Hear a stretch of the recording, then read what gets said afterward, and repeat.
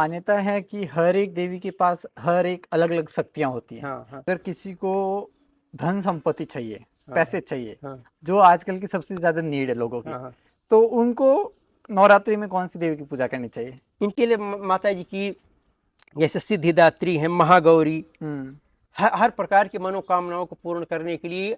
वैसे तो अपनी भावना पर निर्भर करता है, बाकी सभी देवी का ही स्वरूप है। हम्म। जिस स्वरूप में आपकी आस्था हो, करे हर स्वरूप माता जी का हम्म। हर मतलब इच्छा को पूर्ति कराने वाला है। हम्म। सभी सिद्धियां प्राप्त हो सकती हैं किसी भी देवी का करेंगे। उसमें मंत्र अलग अलग अवश्य हैं, ओके। सब मंत्र दिए गए हैं हम्म। कि किस मंत्र के द्वारा आप आराधना करेंगे तो इसकी सिद्धि प्राप्त होगी। जिसे हम्म। संपुट कहा जाता है, इसे पाठ करेंगे मतलब ये 7 से श्लोकों की है दुर्गा सप्तशती। ये मंत्र वगैरह कौन से बुक में है या कौन से उसी ग्रंथ में उसी है? बुक में, उसी में से जैसे हमारे सब प्रकार की बाधा और दुख का निवारण करना हो हम्म। तो है इसे सर्वा बाधा विनिर्मुक्तो धन धन धान्य सुतान्वितः हम्म। मनुष्यो मत प्रसादेन भविष्यति न संशय। ओके। तो ऐसे ये अपना प्रचलित मंत्र है, सर्व मंगल मांगल्ये शिवे हाँ। सर्वार्थ साधिके शरण्ये त्र्यंबके गौरी नारायणी नमोस्तुते। नमस्तुते। ये मंत्र है सब सर्व कामना सिद्ध मंत्र है। हम्म।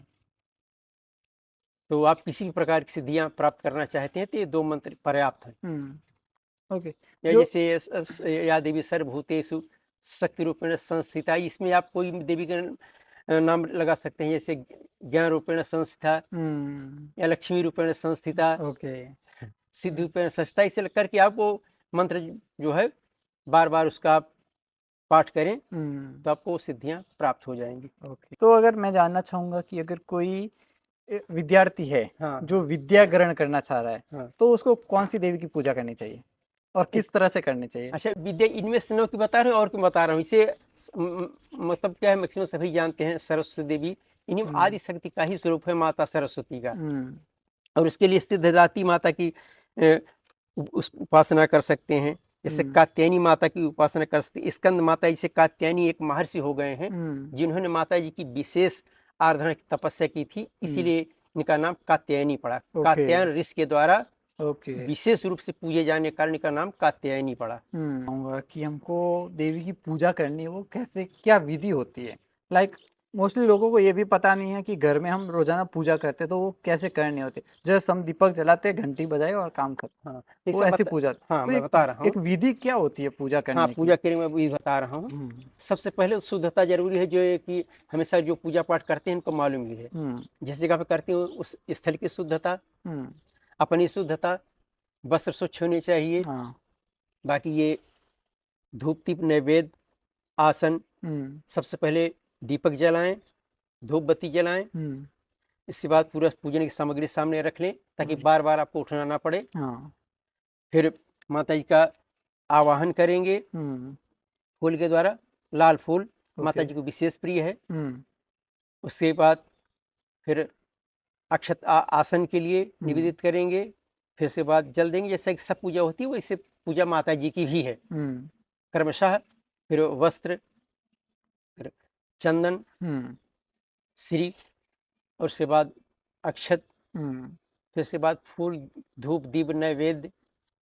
और जैसे जिन्हें मतलब मंत्र नहीं आता है, मंत्र नहीं बोल सकते हैं, हम्म। तो आप जल अर्पित करने के बाद फूल चढ़ा दें, हम्म। नैवेद्य चढ़ा दें।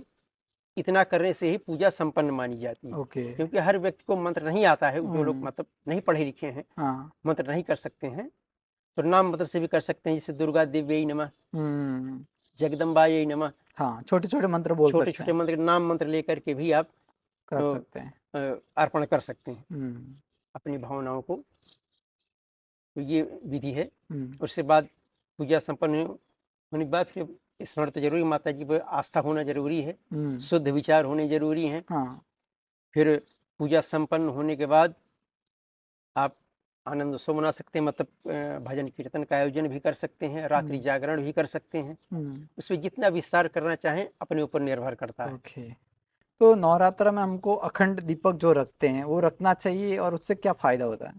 अखंड क्या है? अखंड दीपक जो है प्रकाश का परिचायक है, हम्म। अर्थात ओके। सुख का द्योतक है। हम्म। और अध्यात्म का तो द्योतक है ही। तो अखंड दीपक का मतलब है कि हम जो कुछ कर रहे हैं ये हमारा मतलब कभी खंडित ना हो, हम्म।